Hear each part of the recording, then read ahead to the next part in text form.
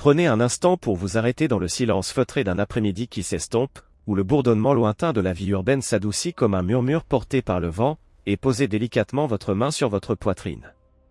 Le sentez-vous? Au-delà du rythme régulier et mécanique de votre cœur bat un écho plus profond, une résonance subtile et fluide, ancestrale et vivante, qui serpente à travers chaque veine et chaque vaisseau, de la couronne de votre tête jusqu'à la plante de vos pieds.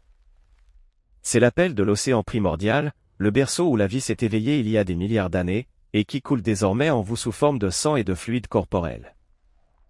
Nous nous enorgueillissons d'être les maîtres de la terre ferme, arpentant les continents d'un pas assuré et érigeant des structures imposantes de béton et d'acier. Pourtant la vérité brute palpite sous notre peau, nous sommes essentiellement des océans ambulants. Des mers miniatures enveloppées dans des membranes cellulaires, transportant l'héritage salé des abysses bleus à travers le monde. Lorsque vous observez une seule goutte de sang au microscope, vous ne contemplez pas simplement un fluide biologique, vous regardez un archive géologique vivant. La composition chimique du plasma sanguin humain présente une ressemblance frappante avec celle de l'eau de mer antique, datant de l'époque où les organismes unicellulaires ont entrepris leur grand voyage évolutif. Des éléments comme le sodium, le potassium, le chlorure et le magnésium, des minéraux essentiels qui soutiennent votre existence en cet instant précis, sont des héritages d'une ère où nos ancêtres lointains flottaient au milieu de récifs coralliens primitifs. Chacune des trillions de cellules qui composent votre corps fonctionne comme une petite île, à la dérive dans une mer interne saline, nourrie par des courants incessants de sang qui ne s'arrêtent jamais. Nous n'avons jamais vraiment abandonné l'océan, nous avons simplement évolué pour le transporter sur la Terre, en l'enfermant dans un système autonome et en le protégeant avec une vigilance inébranlable. Des études récentes, telles que celles publiées en 2025 dans des revues comme ResearchGate sur le fluide amniotique, confirment cette similarité ionique entre le plasma sanguin et l'eau de mer ancienne, avec des concentrations ajustées qui reflètent une conservation évolutive profonde. Soulignant comment notre physiologie interne écho les origines marines de la vie sur Terre. Pourtant, la tragédie de l'humanité moderne réside dans un paradoxe biologique profond. Tandis que nos formes physiques opèrent encore en harmonie avec les marées, les cycles lunaires et les rythmes lents de la nature, nos esprits et nos vies quotidiennes sont piégés dans le tourbillon frénétique de l'ère industrielle et numérique. Ce flux ancestral dans nos veines est contaminé, non seulement par des produits chimiques tangibles, mais par un toxique invisible bien plus insidieux, la désynchronisation. Imaginez l'eau dans votre corps comme une rivière sereine serpentant vers la vaste mer, soudain obstruée par d'innombrables barrages, détournée dans des tuyaux rigides et forcée de déferler selon les dictats implacables d'une horloge qui tic-tac. C'est le tourment silencieux qui se déroule en vous chaque jour. Cette contamination commence par les habitudes les plus négligées. L'eau, comme le révèlent des études pionnières sur sa structure moléculaire, est loin d'être un solvant inerte, elle répond aux fréquences vibratoires. Lorsque l'eau de votre corps est bombardée par les vibrations chaotiques du bruit urbain, des ondes électromagnétiques des appareils mobiles et de l'éclat incessant de la lumière bleue artificielle, son arrangement cristallin liquide commence à se fracturer. Au lieu de former des amas hexagonaux optimaux qui facilitent le transfert d'énergie et d'informations entre les cellules, les molécules se dispersent en désordre, perdant leur résonance naturelle. Le résultat est un embouteillage microscopique, une fatigue inexpliquée malgré un sommeil abondant, des pensées lentes comme si l'on pataugeait dans la boue, et des émotions refoulées sans libération. Ce n'est pas une maladie médicale conventionnelle, c'est le cri de vos os intérieurs, emprisonnés. Des recherches actualisées en 2025, publiées dans des revues comme Science Direct, montrent comment les champs électromagnétiques entropiques perturbent les rythmes biologiques, affectant la structure de l'eau intracellulaire et contribuant à des effets sur la santé comme des dommages à l'ADN et des perturbations circadiennes. Plongez plus profondément dans la manière dont la vie industrielle interfère grossièrement avec ce flux. Le corps humain est conçu pour le mouvement, où le sang pompe vigoureusement à travers les muscles, balayant les déchets métaboliques et régénérant la vitalité, tout comme un torrent qui reste frais et revigorant pour toujours. Mais la réalité pour les travailleurs de bureau d'aujourd'hui est une immobilité paralysante. Nous restons assis des heures sur des chaises rembourrées, les yeux fixés sur des écrans, les corps immobiles comme des statues. Dans cet état, les courants internes ralentissent jusqu'à un rampement paresseux, transformant un ruisseau vibrant en un étang stagnant. Les toxines s'accumulent dans les tissus adipeux et les articulations, non expulsées, favorisant une inflammation silencieuse. Cette stagnation s'étend au-delà du physique, obscurcissant l'esprit. Les idées créatives, qui prospèrent sur la fluidité comme l'eau, se retrouvent piégées dans des ornières mentales rigides. L'irritabilité monte, l'anxiété fermente, et l'intuition la voie de ce flux souterrain s'estompe en déconnexion. De plus, l'eau que nous consommons quotidiennement a été dépouillée de son essence. L'eau du robinet voyage à travers des kilomètres de tuyaux métalliques droits, traités avec du chlore et des produits chimiques pour l'assainissement, émergeant comme une eau énergétiquement morte. Dans la nature, l'eau tourbillonne et cascade sur les roches, les racines et le sol, absorbant des minéraux et une vitalité terrestre. Sa structure naturelle est dynamique, un chaos harmonieux. En contraste, l'eau industrialisée est stérile mais vide. La boire exige de votre corps une énergie énorme pour la restructurer en vue d'une absorption cellulaire, un fardeau métabolique caché qui érode la vitalité heure après heure. Nous nous hydratons abondamment, pourtant nos cellules ont soif, recevant non le plan informationnel de la vie mais une formule chimique sans âme d'hydrogène liée à l'oxygène. Des études récentes sur la 4e phase de l'eau, menées par le professeur Gerald Pollack et son équipe à l'Université de Washington, mises à jour en 2025 dans des publications comme celle de BioLight, soulignent comment cette phase gélatineuse de l'eau, appelée zone d'exclusion, EZ, joue un rôle central dans la santé cellulaire, améliorant l'hydratation, les niveaux d'énergie et la performance photosynthétique, révélant que l'eau structurée est essentielle pour contrer les effets de l'eau morte. La faille entre les humains et l'eau se manifeste dans notre attunement oublié à nos cycles personnels. Les marées montent et descendent sous l'attraction de la Lune, et puisque nous sommes majoritairement composés d'eau, nous ressentons aussi cette gravité cosmique.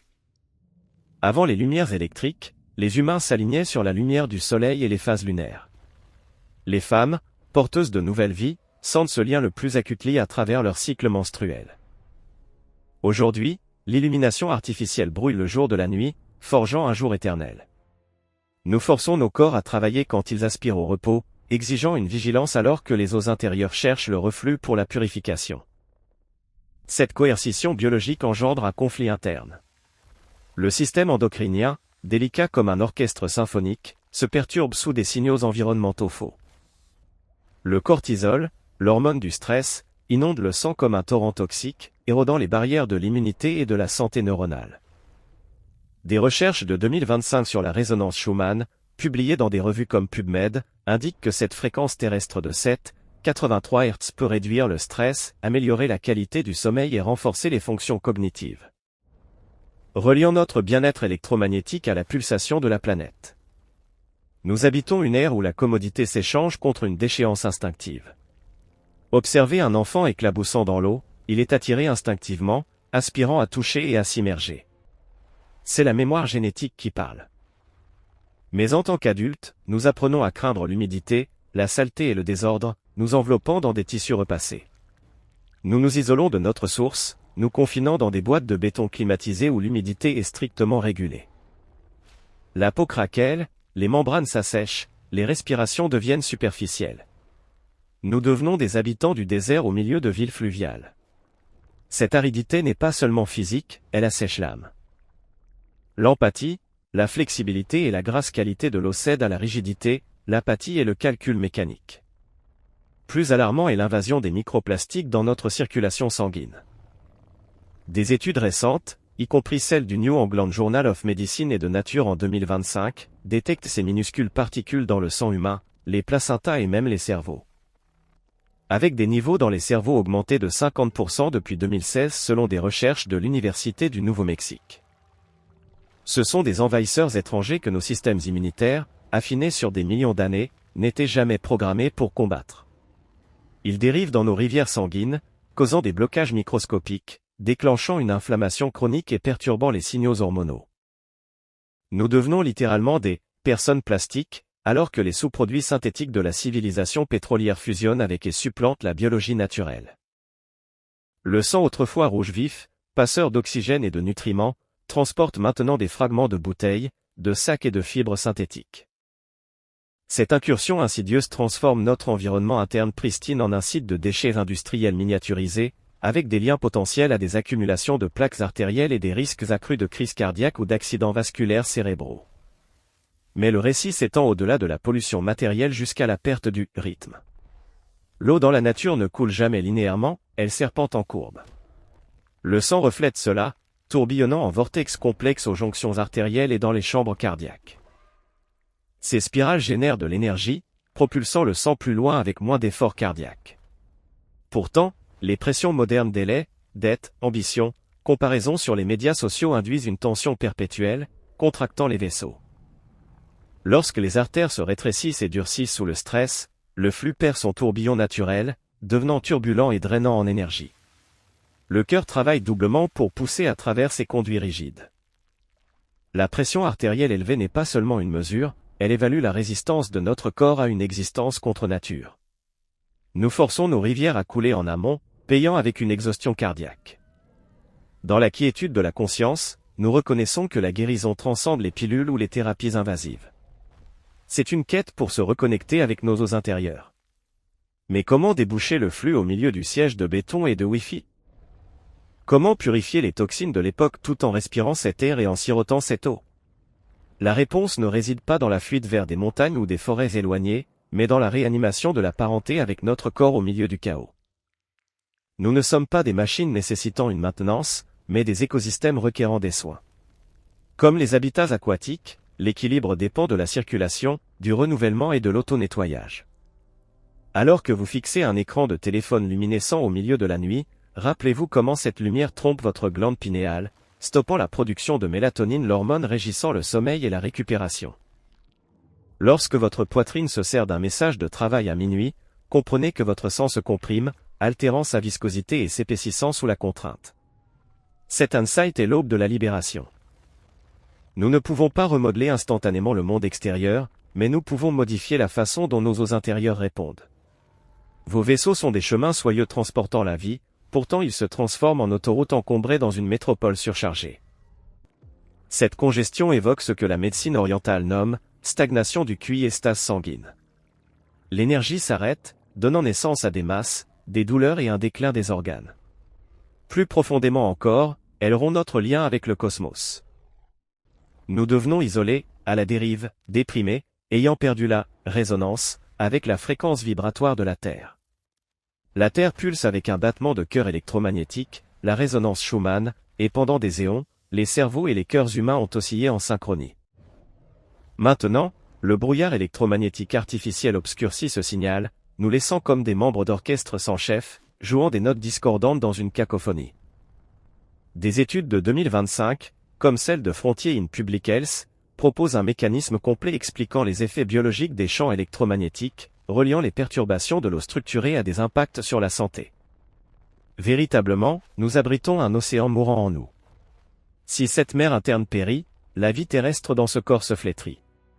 Pourtant, ne désespérez pas, car l'eau possède des capacités miraculeuses d'auto-guérison et de régénération si on lui accorde l'espace pour la quiétude et la sédimentation.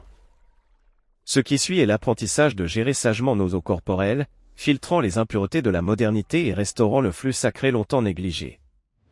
Pour saisir ce mécanisme de guérison, nous devons affronter une révélation que la science moderne a timidement dévoilée ces dernières décennies, l'eau n'est pas un liquide inerte. L'eau détient une mémoire.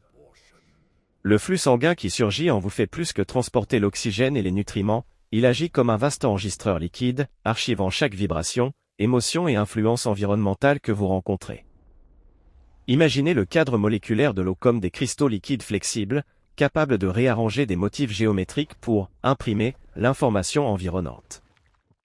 Lorsque la colère éclate, que l'anxiété serre sous les pressions de performance, ou que votre corps est enveloppé dans les ondes Wi-Fi et l'éclat bleu des smartphones, la matrice cristalline de l'eau dans le sang et les cellules se déforment en forme chaotique et fracturée. Inversement, les fréquences de gratitude, de sérénité et de son naturel alignent les molécules en motifs hexagonaux exquis, débordant d'énergie. Le nœud est que la vie industrielle bombarde cette bande dans votre sang avec des données nocives à des vitesses alarmantes. Nous ingérons de l'eau, effacée, de mémoire, acheminée à travers des conduits métalliques pressurisés et stérilisés durement. Chimiquement, elle reste de l'hydrogène lié à l'oxygène, mais énergétiquement, c'est de l'eau morte. Elle manque de structure hexagonale naturelle, entravant une pénétration cellulaire profonde pour le rinçage des toxines. Lorsque ce fluide sans vie fusionne avec votre sang, il n'éveille pas la vitalité intérieure, se contentant de soutenir une fonction biologique minimale. À l'échelle cellulaire, une bataille silencieuse fait rage à votre insu. Dans chaque cellule, l'eau n'existe pas comme liquide mais dans une quatrième phase un état gélatineux enveloppant les protéines et l'ADN. Cette couche structurée protège contre les dommages et conduit l'information instantanément. Pourtant, les toxines des aliments transformés, les métaux lourds aériens urbains et le stress neural incessant fondent cette armure gélatineuse. À mesure que la structure de l'eau intracellulaire s'effondre, les protéines s'exposent et se tordent anormalement, accélérant le vieillissement et les mutations génétiques. Cette exhaustion sans fondement après un repos complet?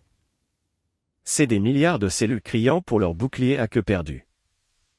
Des mises à jour de 2025 sur la 4e phase de l'eau par Pollack, discutées dans des podcasts comme Chasing Consciousness, mettent en lumière son rôle dans la mémoire, l'énergie et même la prévention du cancer, renforçant l'idée que l'eau structurée est clé pour la régénération cellulaire. Le malheur de l'humanité moderne transcende la pollution microscopique.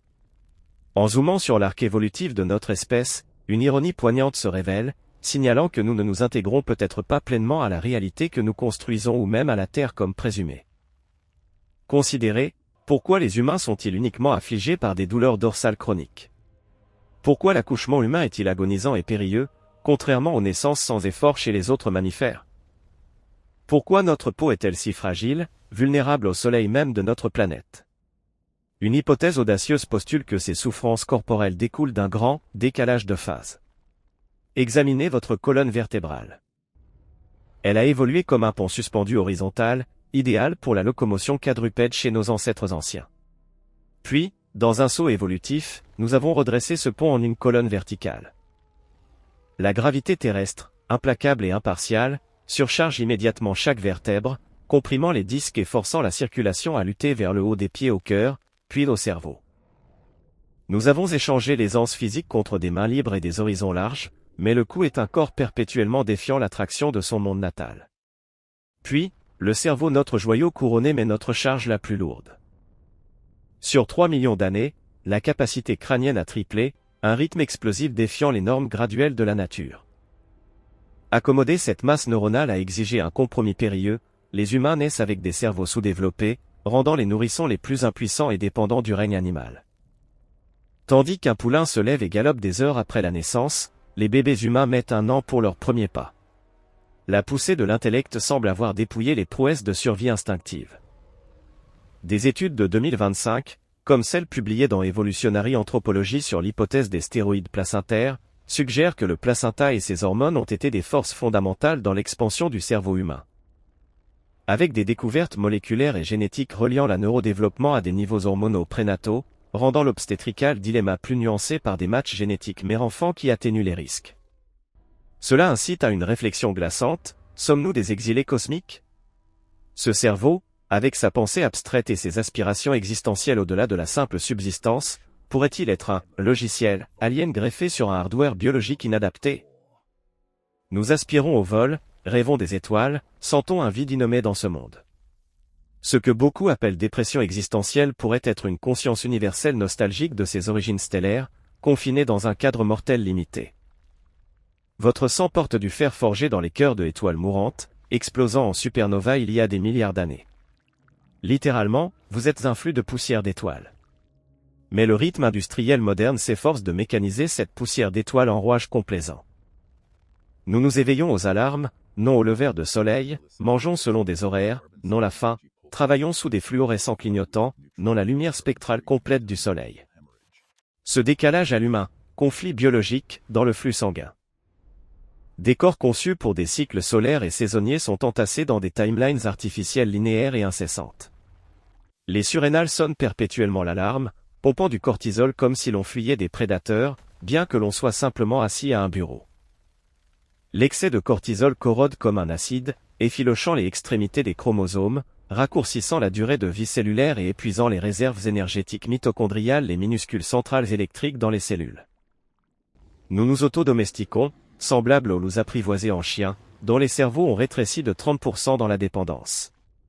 Les humains modernes subissent une atrophie sensorielle similaire. Nous externalisons la mémoire aux moteurs de recherche, la navigation aux satellites, les émotions aux algorithmes.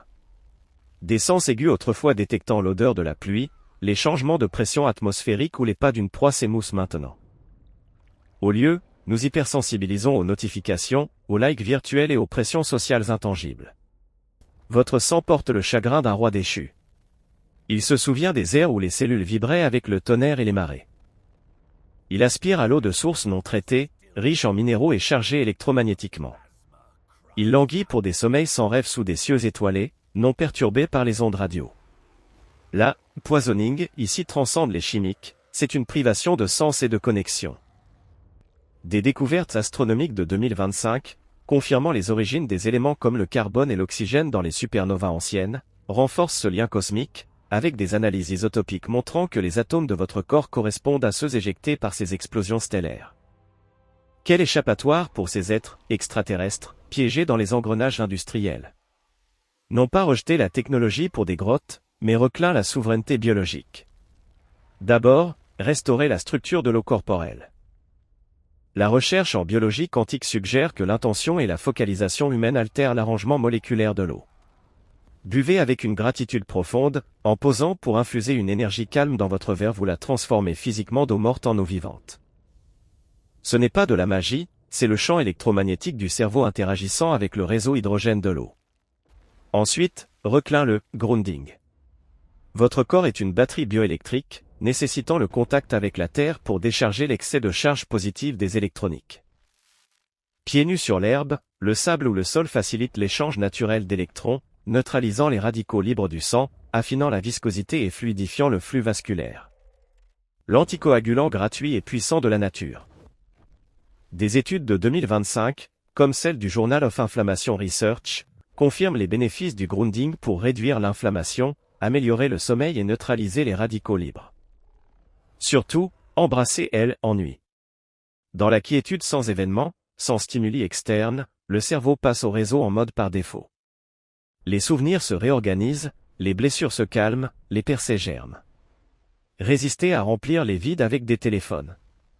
Laissez l'esprit vagabonder. Permettez au flux intérieur de redécouvrir son chemin à travers les crevasses de l'âme. Nous habitons un paradoxe, jamais plus connecté, pourtant profondément déconnecté de soi. Votre sang attend patiemment. Il attend que vous éteigniez les écrans, inspiriez profondément, écoutiez son murmure ancestral. Résistez au rythme industriel qui vous transforme en biomachinerie aride. Réveillez votre océan intérieur, baignant chaque cellule dans la surge primordiale de la vie robuste, fière, échoant votre jeunesse cosmique. Car finalement, vous n'êtes pas un simple habitant de la Terre, vous êtes tissé de lumière et d'eau, sur une odyssée humaine fugace mais glorieuse. Si vous attunez aux profondeurs de la conscience, vous découvrez une grande ironie dans votre forme. Nous prônons la libération des esprits des chaînes numériques, pourtant scrutinez la biomachine qui abrite cet esprit. Une vérité choquante mijote dans votre sang, la biologie humaine semble une outil excentrique, un misalignement énigmatique avec l'ordre naturel de la Terre. Contemplez votre cerveau, cette masse ridée traitant ces mots. Sur 3 millions d'années, de la modeste 500 ml d'Australopithecus, il a gonflé à 1300 ml chez les humains modernes un triplement, un sprint évolutif floutant le gradualisme habituel. Aucune espèce ne paie un prix si élevé pour l'intellect. Le péage ? Des naissances agonisantes et hasardeuses.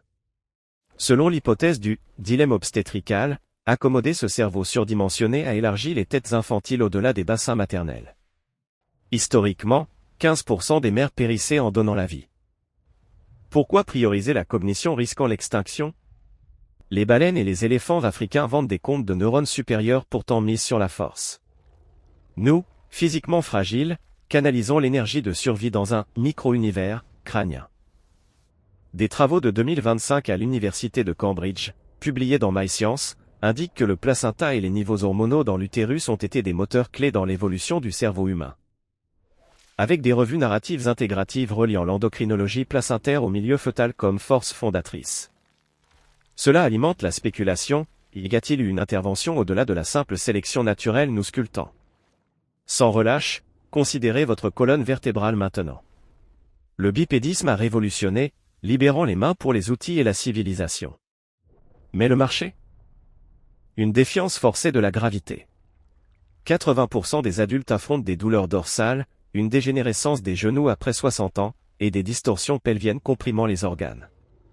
Versus les quadrupèdes, notre efficacité locomotrice traîne de 70%. Nous avons sacrifié la vitesse et la stabilité pour des vues de savane, maintenant exacerbées par des modes de vie affaissés sur écran. Nous ressemblons à un système stellaire déséquilibré par une planète rogue, oscillant entre aspiration et le poids de la réalité. Et votre peau nue. Au milieu de la faune poilue, écailleuse, blindée, les humains émergent nus et délicats.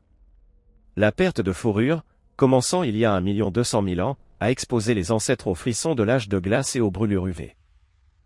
Compensation, 600 glandes sudoripares par centimètre carré, permettant une course d'endurance via un refroidissement supérieur. Pourtant, cette inadaptation thermique intrigue adaptation maximale au refroidissement au milieu d'un gel planétaire, comme une supernova flamboyant dans un cosmos refroidissant. Même le langage, fierté de l'humanité, abrite des risques. La descente du larynx permet des sons complexes, tissant des épopées et des affections, mais rapproche la voie aérienne et l'ésophage. Annuellement, plus de 120 000 étouffent fatalement sur de la nourriture pour le bien de la parole. Nous seuls risquons la mort en dînant. La grammaire et la syntaxe ont éclaté comme un Big Bang cognitif, sans transition claire chez les primates. Ces anomalies peignent une suspicion, les humains comme des « aliens » évolutifs, une singularité cosmique. La panspermie postule que la vie a été semée via des météorites, les théories des astronautes anciens suggèrent des ajustements génomiques extraterrestres. Des études génétiques découvrent des « ancêtres fantômes », branches inconnues hybridant, laissant un ADN cryptique. Nous pourrions être des hybrides, elles, animales, de la Terre fusionnée avec elles, intellect, des étoiles. La conscience pourrait être un code téléchargé, le réseau neural du cerveau miroirant les filaments galactiques intrans-CV cosmiques. Votre sang n'est pas un simple fluide, il diffuse la mémoire de l'eau, encodée avec des milliards d'années universelles, narrant vos vraies origines. Des évidences de 2025, comme celle d'échantillons d'astéroïdes de la NASA révélant des composés organiques, ravivent la panspermie, suggérant que les ingrédients de la vie sur Terre proviennent de l'espace, potentiellement via des comètes ou des météorites. Pourtant, la tragédie de cette ère, nous nous auto-apprivoisons, émoussant ses legs. Comme les cerveaux des chiens 24 à 30% plus petits que ceux des loups dans la domestication, la technologie atrophie les nôtres. Les instincts ancestraux navigation aux étoiles, acuité environnementale étaient des lignes de vie. Maintenant, les algorithmes dictent. Les cartes guident, les moteurs interrogent, l'IA crée. Nous passons de loups sauvages au clair de lune à des animaux de compagnie d'écosystèmes tech. Les architectes de la Silicon Valley craftent des cages numériques, lassées de dopamine par des balayages, barrant l'entrée à leurs enfants. Ils savent, dans ce royaume libre, votre attention est de l'or, le temps miné jusqu'à l'épuisement. 7. Poisoning, murmure doucement, berçant les potentiels infinis dans la double hélice de votre ADN. La lumière bleue perturbe le sommeil REM, fragmentant la consolidation de la mémoire. La focalisation profonde berceau des percées cède au clip de 15 secondes. Nous perdons la digestion de connaissances complexes, comme le palais d'un gourmet ruiné par la fast-food, aveugle à la subtilité d'un bouillon pur. Des études de 2025 sur les effets des champs électromagnétiques, comme celle de l'Institute for Functional Medicine, soulignent les impacts sur les rythmes biologiques et la structure de l'eau, avec des réductions d'exposition recommandées pour atténuer les risques. Où réside l'échappatoire dans cette matrice? Non pas une réversion à l'âge de pierre, mais reclin le gouvernail de l'esprit. Voyez l'ennui comme un don, non un ennemi. Asseyez-vous oisif, l'esprit comme une comète errant dans l'espace. Dans le silence, les synapses forgent, les idées supernova. Compulser des poursuites lentes, dévorer des livres épais, maîtriser des crafts patients, journaliser à la main les détritus mentaux. Souvenez-vous, vous êtes poussière d'étoiles et mémoire de l'eau. Interdisez au rythme industriel d'émousser votre sang héroïque en une lenteur polluée. Priorisez la sortie sur l'entrée, créez, débattez, contemplez versus une consommation passive. Sinon, un jour réalisez une vie non vécue, une ombre faible dérivant dans des flux de données infinis, oubliant le chemin vers la maison stellaire. L'éveil jaillit de l'intérieur. Il s'allume quand vous posez le téléphone, levez le regard vers les cieux, sentant le bourdonnement de l'univers synchronisant le battement de votre cœur. Dans cette exploration de nos eaux intérieures, des énigmes évolutives et des liens cosmiques, nous étendons une gratitude et un respect profond aux phares de la connaissance qui ont illuminé ces ombres par un dévouement infatigable. Nous honorons le professeur Gerald Pollack et son équipe à l'Université de Washington pour leur découverte pionnière sur la 4e phase de l'eau, révélant son état gélatineux et ses implications profondes pour la santé cellulaire. Favorisant une appréciation plus profonde du fondement aqueux de la vie. Un remerciement sincère au Dr Masaru Emoto, dont les expériences innovantes, bien que débattues, ont suscité une curiosité mondiale sur la réactivité de l'eau à l'intention et à la vibration, inspirant d'innombrables à voir cet élément avec émerveillement. Nous inclinons devant les chercheurs du New England Journal of Medicine et de Nature, y compris ceux étudiant l'infiltration des microplastiques, pour avoir exposé ces menaces silencieuses et exhorté à l'action pour protéger notre intégrité biologique. Gratitude aux scientifiques explorant la résonance Schumann, tels que ceux à PubMed et à l'American Heart Association, pour avoir lié la pulsation de la Terre au bien-être humain, nous rappelant notre harmonie électromagnétique avec la planète. Nous révérons les biologistes évolutifs à l'Institution Smithsonian et à l'Université de Chicago, comme ceux cartographiant l'expansion du cerveau, pour avoir démêlé l'ascension rapide de notre espèce et les coûts qu'elle a entraînés, enrichissant notre compréhension de soi. Appréciation aux partisans de la panspermia, y compris Francis Crick et les équipes à la NASA, pour avoir osé questionner les origines de la vie au-delà de la Terre, élargissant les horizons de la possibilité. Remerciements aux chercheurs sur la domestication animale à la Royal Society et à l'Université d'Oxford, pour avoir illuminé les réductions de taille cérébrale, offrant des miroirs à nos propres shifts sociétaux. Nous reconnaissons les pionniers de la biologie quantique à l'Allen Institute et à Google Quantum AI, comme Art Muneven, pour avoir relié la physique et la conscience, suggérant le rôle de l'entrelacement dans la conscience. Gratitude aux experts en chronobiologie à Harvard Medicine et à l'American Heart Association, pour avoir révélé le péage de la vie moderne sur les rythmes et le cortisol, nous guidant vers l'équilibre. Enfin, remerciements sincères aux advocates du grounding, y compris ceux dans le Journal of Inflammation Research, pour avoir prouvé l'échange d'électrons de la Terre comme guérison, nous reconnectant à notre source. Leur persévérance silencieuse, leurs enquêtes audacieuses et leurs contributions désintéressées font avancer la quête de l'humanité pour la vérité, bénéficiant immensément à la société.